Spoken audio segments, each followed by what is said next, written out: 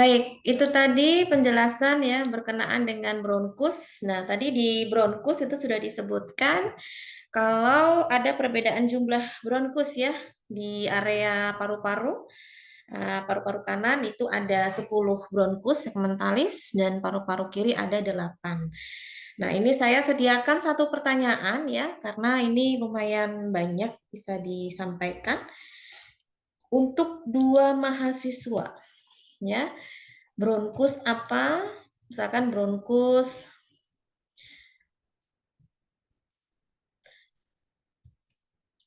yang pertama ada bronkus primer.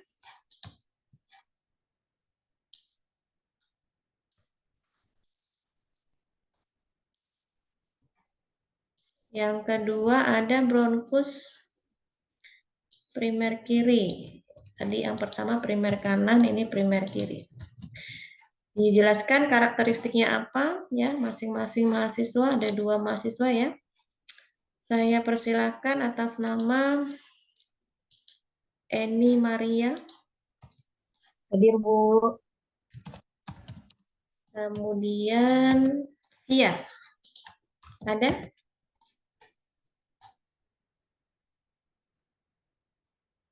Ada Bu, Pia Bu. Oke, baik. Ada, Bu. Silakan Eni sama Via menjelaskan dulu ya terkait bronkus primer kanan dan bronkus primer kiri. Silakan. Izin menjawab, bronkus primer kanan yaitu berukuran lebih pendek, tebal, dan lebih kurus atau vertikal, disebabkan oleh desakan dari arcus aortea pada ujung caudal trakea ke arah kanan, sehingga benda-benda asing mudah masuk ke dalam bronkus dextra. Kemudian membentuk 3 cabang bronkus sekunder, masing-masing menuju ke lobus superior, lobus medius, dan lobus inferior. Makasih, Bu.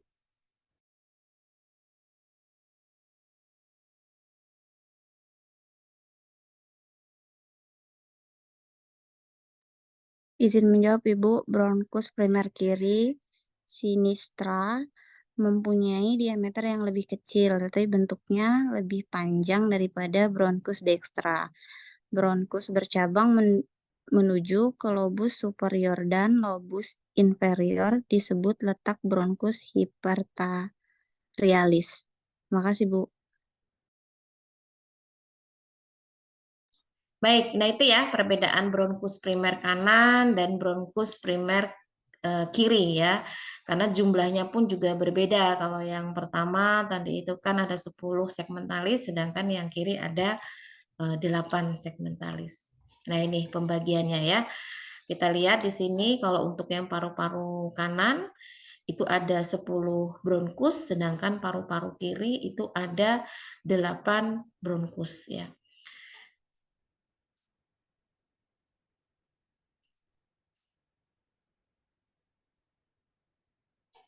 Selanjutnya bronkiolus ini cabang terkecil lagi ya dari bronkus segmentalis yang sudah disebutkan di awal tadi, di mana fungsinya untuk menyalurkan udara dari bronkus ke alveoli ini sudah mulai masuk ke dalam paru-parunya ya. Di mana di sini akan mengontrol berapa jumlah udara yang masuk dan keluar ya saat proses bernafas. Jadi akan ada pertukaran-pertukaran nanti di alveolus-alveolusnya ya.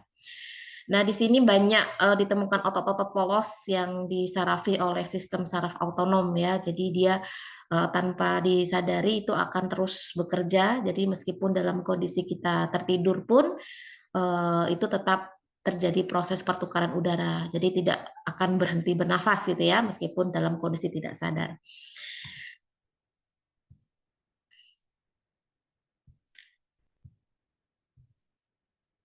Nah, di sini ada bronkiolus macam-macam ya. Sama dengan bronkus tadi.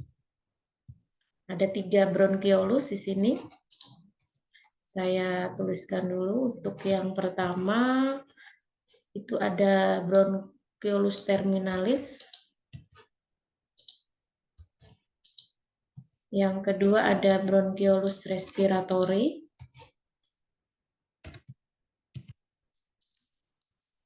Yang ketiga ada ductus alveolis dan saccus alveolar. Ada 3 mahasiswa ya, saya silakan untuk bisa menjawab. Yang pertama, Putri Asmara ada? Ada, Bu. Oke. Yang kedua, atas nama Berlin ada? Ada, Bu. Oke. Yang ketiga, atas nama Septi.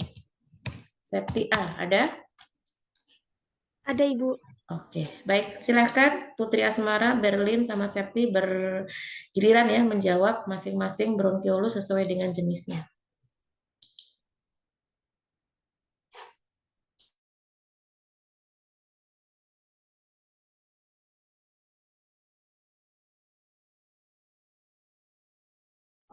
Baik, Bu, izin menjawab. Bronkiolus terminalis itu merupakan saluran udara terkecil yang tidak mengandung alveoli atau penghantar udara dan diameternya kurang lebih 1 mm, tidak diperkuat oleh cincin tulang rawan namun memiliki otot polos. Baik, Bu, terima kasih.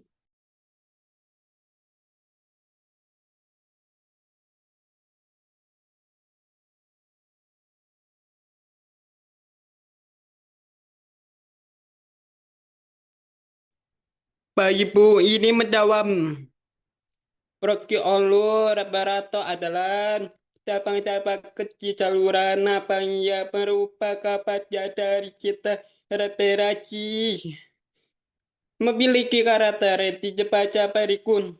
Pertama, lokasi dalam saluran napas merupakan sisi antara bronkiolus terminal tanda kurung yang tidak terlibat dalam pertukaran gas. Kedua, bronkiolus barator adalah bagian awal dari uni respirasi di mana terjadi pertukaran gas. Sudah, Bu.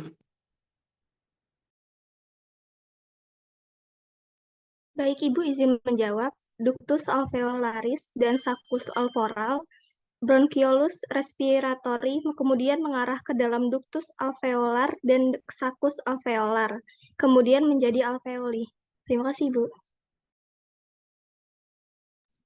Oke, baik. Terima kasih juga atas jawabannya ya. Tadi sudah disebutkan ada 3 bronkiolus jenisnya ya, ada terminalis, respiratori, dan ductus alveolaris dan saccus alveolar ya. Jadi ini berawal dari yang paling atas yaitu bronkiolus terminalis ya. Ini merupakan saluran udara terkecil yang tidak mengandung alveoli sebagai penghantar udara saja ya. Kemudian kalau untuk yang bronkiolus respiratori ini sudah menjadi saluran transisional ya, dia akan menuju ke jalan napas untuk terjadinya pertukaran udara. Di mana pertukaran udara terjadi ya di ductus alveolar ya dan saccus alveolar. Nah, sedangkan yang terakhir ductus alveolaris ini ya dia akan terjadi apa pertukaran-pertukaran oksigen dan karbon dioksida ya di alveolus yang lebih kecilnya lagi dan alveoli ya. Kemudian dilanjut alveolus. Nah, alveolus ini ada 3 jenis ya. Sebelumnya saya persilahkan dulu yang sudah resen. Ini saya usahakan yang sudah resen kebagian jawab semua ya. Makanya pertanyaan saya buat banyak biar semuanya kebagian. Ini yang sudah resen tinggal sisa 8 lagi. Semoga cukup ya pertanyaannya. Atas nama M. Rizky. Kemudian atas nama Indah Dwi. Kemudian Desi Nirmala.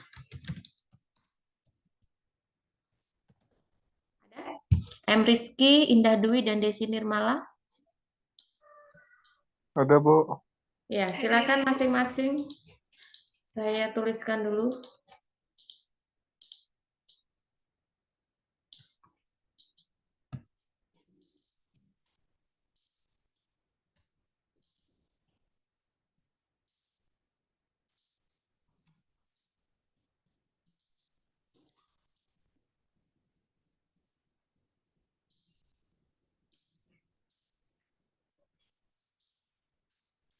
Oke, untuk sel-sel alveolar tipe 1, ini M. Rizky, yang tipe 2 Indah Dwi, yang tipe 3 Desi Nirmala ya. Ini adalah jenis-jenis alveolus yang nanti akan kita bahas lebih lanjut. Silakan.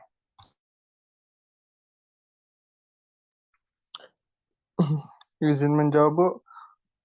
Sel-sel alveolar tipe 1 adalah sel epitel yang membentuk dinding alveolil. Terima kasih, Bu. Izin menjawab, Bu. Sel-sel alveolar tipe 2 adalah sel yang aktif secara metabolik dan mensekresi surfaktan atau fosfolipid yang melapisi permukaan dalam dan mencegah agar alveoli tidak kelepas. Cukup, Bu. Terima kasih. Izin menjawab, Bu. Sel-sel alveolar tipe 3 makrofag yang berupa sel fagosit sebagai mekanisme pertahanan. Terima kasih, Bu. Oke, baik. Nah, ini jenis-jenis alveoli ya, atau alveolus ya. Jadi sebelumnya tadi sudah dijawab alveolus itu apa. Jadi alveolus itu ya, ini adalah tempat inti terjadinya pertukaran CO2 dan O2. Jadi perjalanan yang sangat panjang ya tentunya ya. Jadi tidak cuma sekedar kita tahu menghirup oksigen, mengeluarkan CO2, selesai gitu ya. Jadi perjalanannya itu luar biasa ya, sampai terjadi pertukaran oksigen. Bahkan sebetulnya respirasi itu sendiri kan kompleks ya. Tidak hanya sekedar terjadi pertukaran oksigen sama CO2, tapi bagaimana penggunaan oksigen itu dalam metabolisme aerob hingga mendapatkan energi. Nah, itu adalah inti dari proses itu semua. Nah, alveolus yang ada di dalam paru-paru ini jumlahnya banyak ya, kurang lebih ada 700 juta gelembung. Masya Allah ya, artinya yang membantu kita untuk melakukan proses pertukaran oksigen dan CO2. Makanya jangan sampai menjadikan alveolus kita itu tidak berfungsi dengan baik.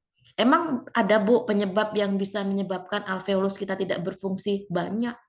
Salah satunya apa? Polusi. Ya, polusi yang tanpa kita sadari, asap kendaraan ya, asap rokok itu yang paling jago banget bisa merusak alveoli sehingga bisa menyebabkan plak ya. Kalau sudah ngebentuk plak ya sudah wassalam ya, artinya tidak bisa berfungsi dengan baik dan normalnya. Makanya dalam hal ini sebisa mungkin kita hindari ya. Kalau memang bisa kita hindari, kenapa mesti harus kita lakukan? Apalagi itu jelas-jelas merusak kesehatan ya. Saya nggak merokok, Bu, tapi lingkungan saya merokok. Apakah bisa itu menyebabkan kerusakan alveolus? Sangat bisa. Karena perokok pasif itu resikonya jauh lebih besar ketimbang dengan rokok yang pasif, yang aktif ya. Oh, berarti kalau gitu saya ngerokok aja, Bu. Ya, itu pilihan yang bodoh ya tentunya dalam hal ini, karena bagaimanapun kita memasukkan racun ke dalam tubuh itu artinya memberikan kesempatan tubuh kita untuk rusak ya. Artinya kembali lagi pilihan kita mau seperti apa? Apakah mau sehat atau tidak ya. Nah, untuk alveoli itu ada 3 tipe ya, ada tipe 1, tipe 2 dan tipe 3 ya.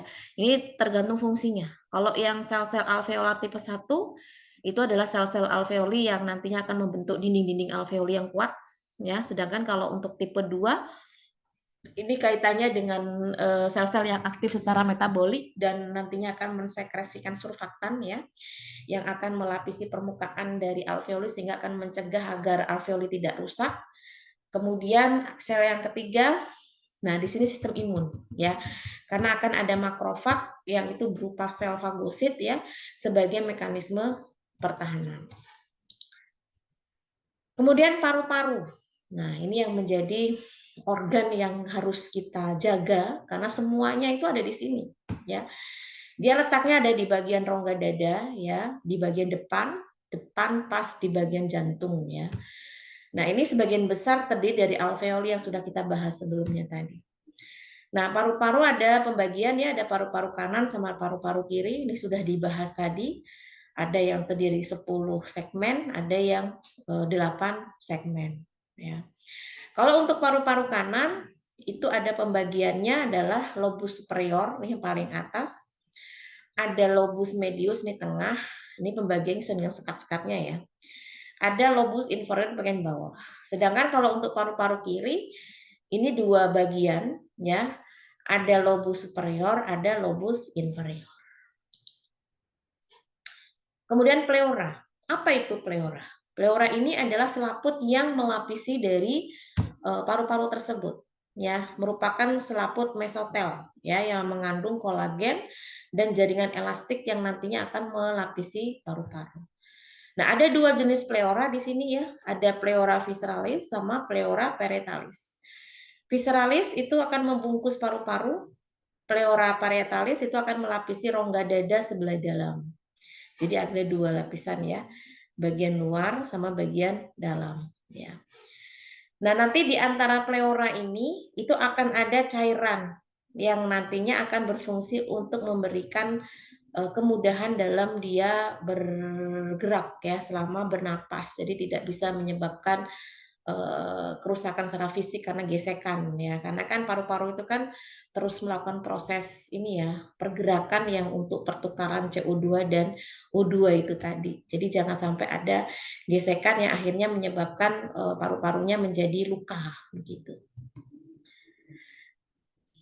Oke, selanjutnya kita masuk ke jenis pernapasan. Yang pertama ini adalah pernapasan dada. Jadi kita itu bisa melakukan dua jenis pernapasan ya. Yang pertama pernapasan dada, nanti yang kedua apa kita bisa lihat langsung ya. Pernapasan dada terlebih dahulu. Saya persilahkan dua mahasiswa atas nama Feby. Ada Feby? Ya, Bu. Kemudian ada Suci. Ada, Bu. Oke, silakan Feby dan Suci bisa menjelaskan untuk yang pernapasan dada.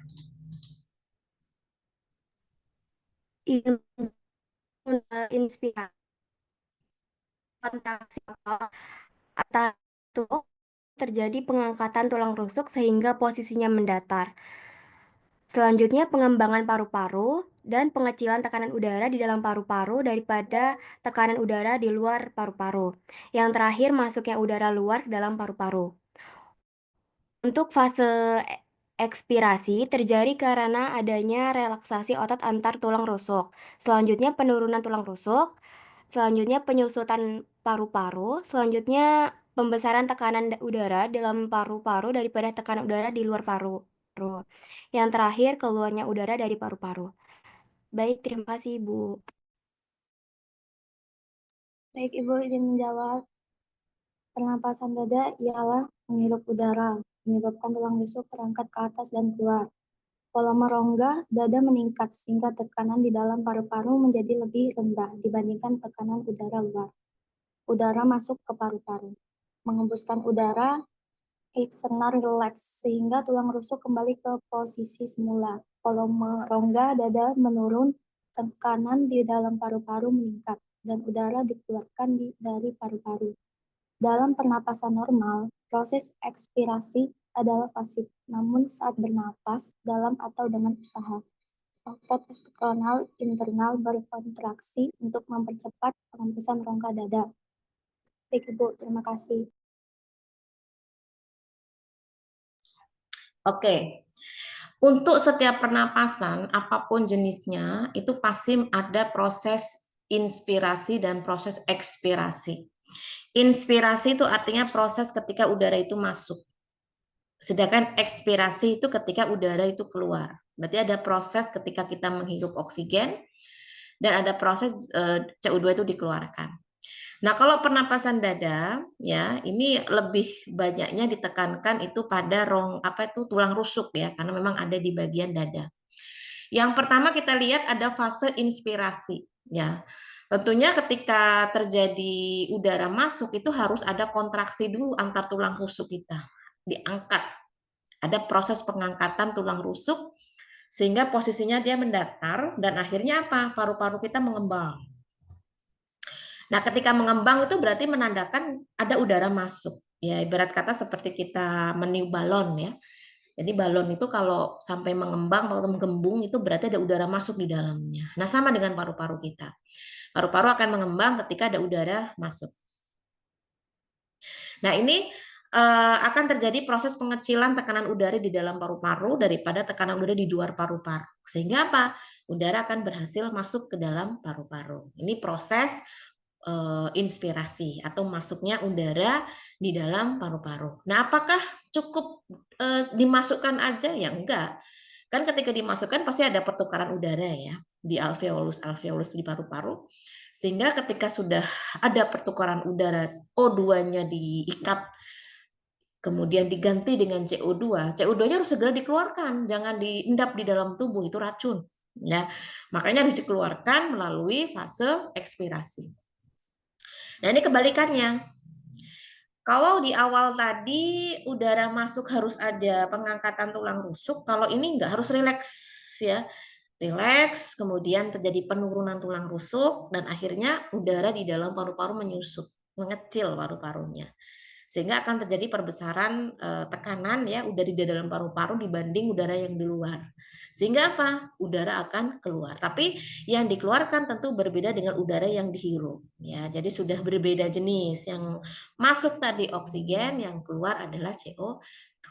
Ya, jadi adalah proses yang sangat penting dalam respirasi. Apapun jenisnya, mau itu dada, mau itu diafragma, semuanya sama ya. Ada fase inspirasi, ada fase ekspirasi. Oke, kemudian selanjutnya pernapasan perut yang ini melibatkan apa? Bukan dada, tapi diafragma. Baik, saya persilakan dua mahasiswa untuk bisa menjelaskan yang belum raise hand ya.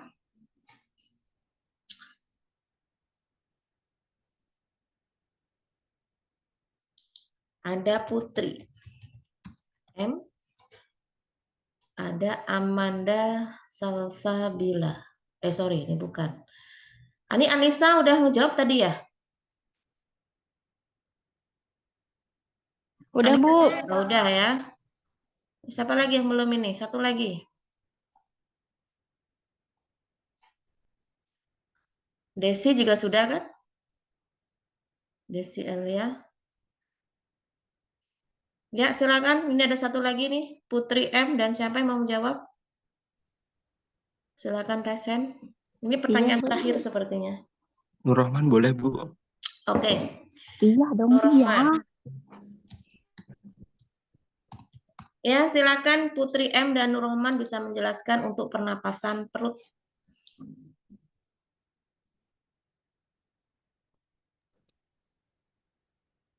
Izin menjawab, Ibu. Fase inspirasi terjadi apabila terdapat kontraksi pada diafragma atau sekat rongga dada. Kemudian posisinya mendatar setelah awalnya melengkung, dan kemudian pengembangan paru-paru.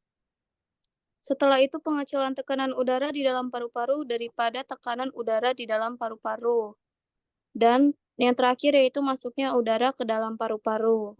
Kalau fase ekspirasi, yaitu terjadi karena apabila terdapat relaksasi pada otot diafragma, posisinya melengkung kembali setelah awalnya mendatar.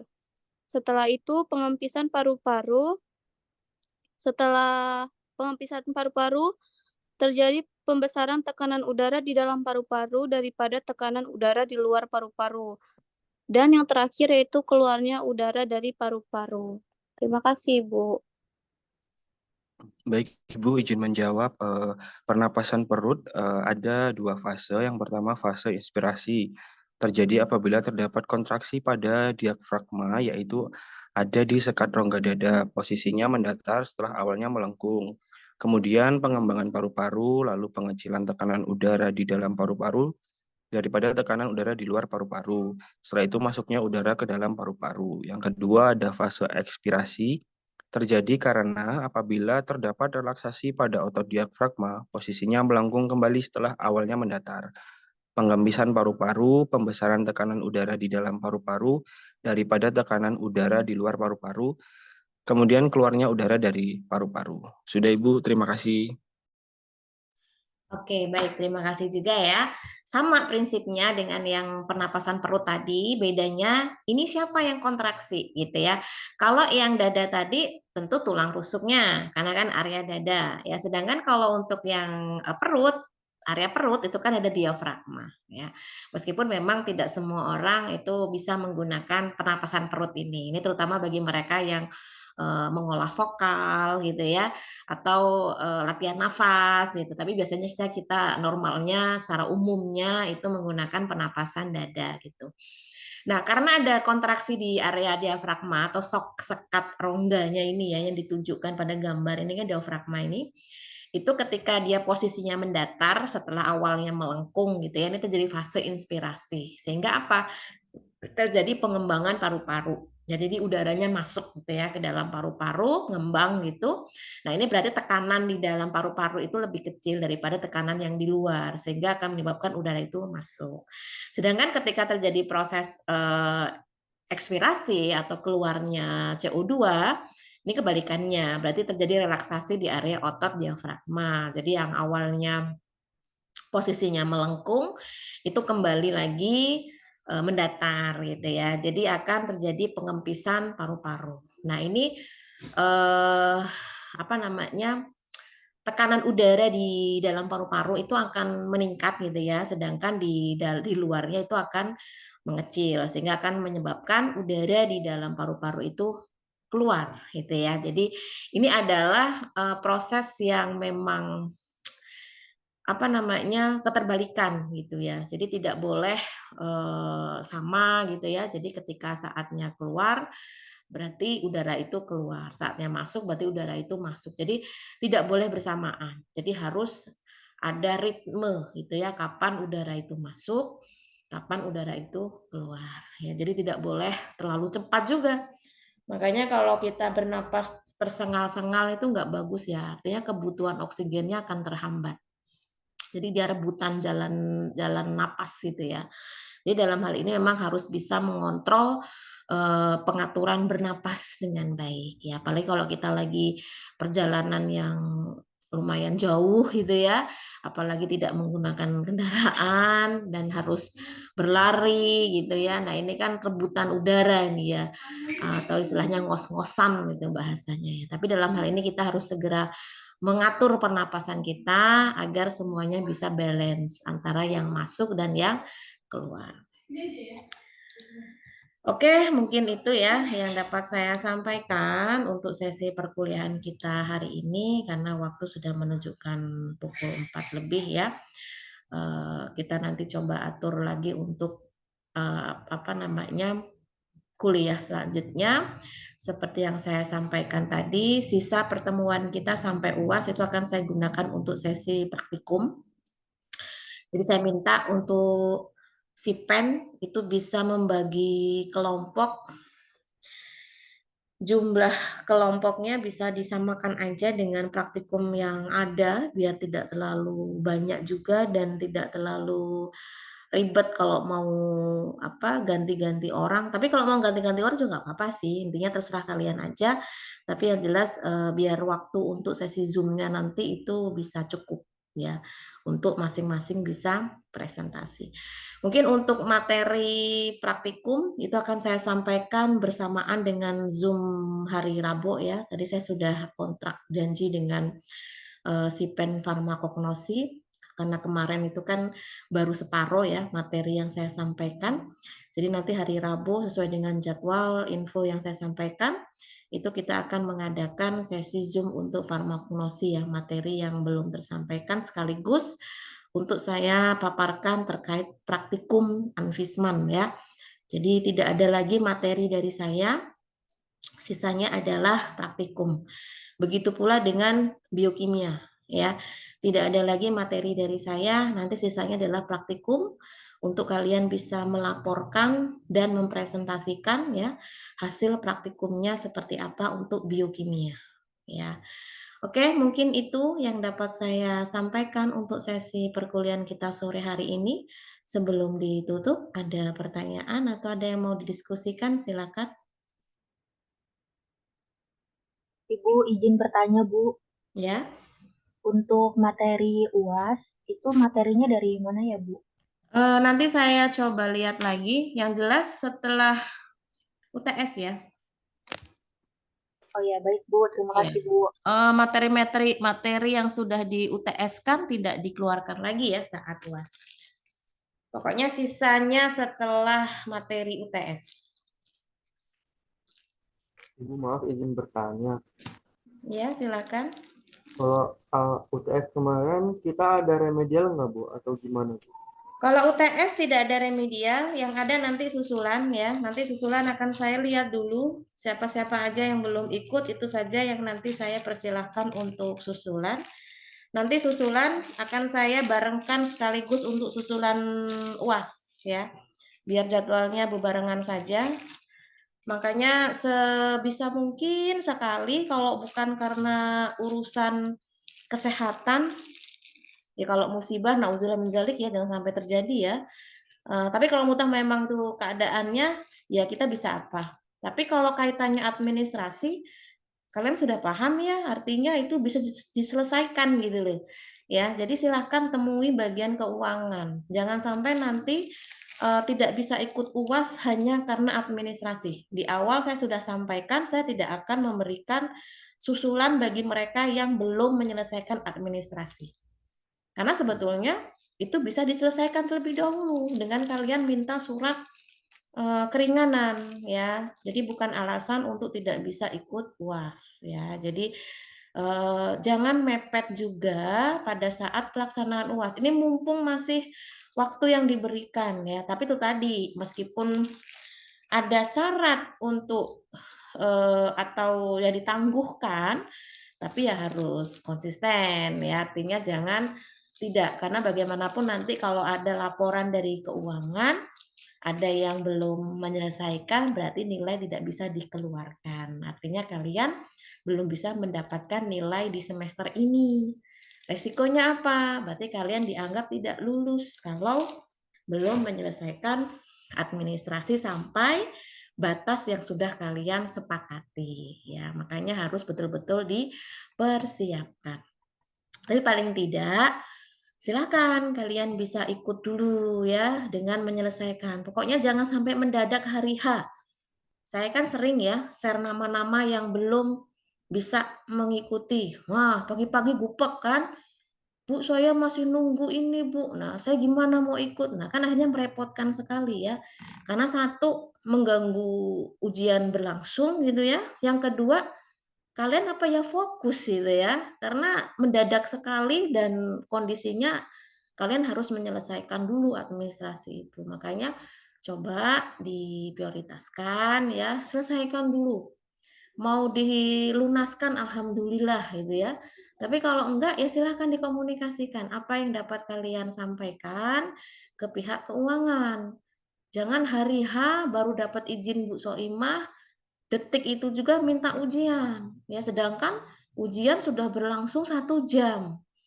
Ya kalau saya sebenarnya ya monggo-monggo aja. Tapi itu tadi memungkinkan tidak selesai dalam waktu hitungan menit ya, ujung-ujungnya kan nggak lulus. Nah itu ya, jadi coba dipertimbangkan segala sesuatunya. Makanya dari awal saya tidak akan memberikan susulan bagi mereka yang alasannya administrasi.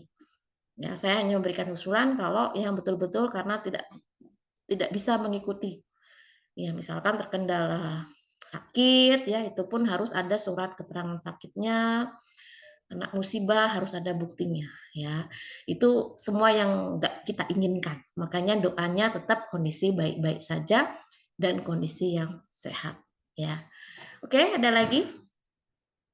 Maaf Ibu izin bertanya sebelumnya untuk memastikan kembali. Jadi praktek Anfisman ini online ya Bu ya? Iya, online. Nanti akan saya berikan topik-topiknya, nanti per kelompok bisa menyelesaikan. Nanti akan dipresentasikan di sisa-sisa pertemuan waktu yang ada sebelum jadwal UAS ya. Bisa sesuai jadwal atau bisa di jadwal-jadwal yang kalian free untuk bisa mempresentasikan seperti biasa. Seperti praktikum. Baik Ibu, terima kasih.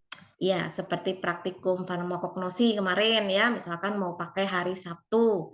Ya nggak apa-apa, silakan. Yang penting kesepakatan bersama. Oke, ada lagi? Ibu maaf mau tanya, untuk ujian praktikum jadwalnya sudah ada belum ya Bu? Kalau jadwal praktikum dari saya biasanya menggunakan hari praktikum, jadwal praktikum, tapi tidak mesti harus tanggalnya sama yang ditetapkan akademik ya, karena mengingat beberapa kali praktikum kan kita belum mulai ya. Jadi nanti bisa diatur kembali. Yang penting sekarang bagaimana caranya praktikum itu berlangsung dulu, selesai dulu ya.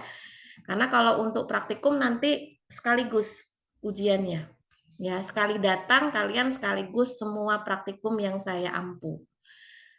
Sekaligus farmakop, mikro, biokim. Ya, jadi tidak perlu datang-datang lagi untuk uprak. Ya, sekaligus seperti kalian praktikum harian ya. Jadi datang praktikum sekaligus untuk beberapa mata kuliah tersebut sama dengan praktikum sama dengan ujian praktikumnya. Baik, Bu, terima kasih. Oke, yang penting semua materi sudah tersampaikan dulu ya, baru kita pelaksanaan uprak ya. Kalau belum, saya belum melaksanakan. Ada lagi?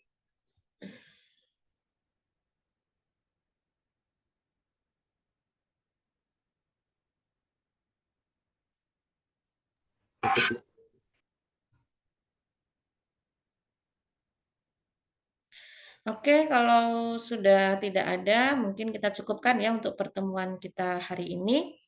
Terima kasih atas partisipasinya, terima kasih atas kontribusinya ya. Ini belum saya rekap lagi ya, di link itu mungkin masih updatean yang lama.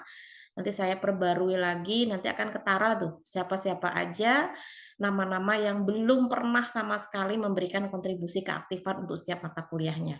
Karena tentunya nama-nama kalian sudah saya tulis di sini, jadi tidak ada dusta di antara kita ya. Jadi jelas siapa-siapa aja yang memberikan kontribusi dalam menjawab pertanyaan ya. Sangat disayangkan kalau sampai tidak ada sama sekali ya dalam menjawab pertanyaan. Atau juga pertanyaannya apa yang sudah ada di materi tidak akan jauh-jauh dari apa yang sudah disampaikan ya. Oke, mungkin itu dari saya. Terima kasih. Selamat sore. Assalamualaikum warahmatullahi wabarakatuh. Waalaikumsalam warahmatullahi wabarakatuh.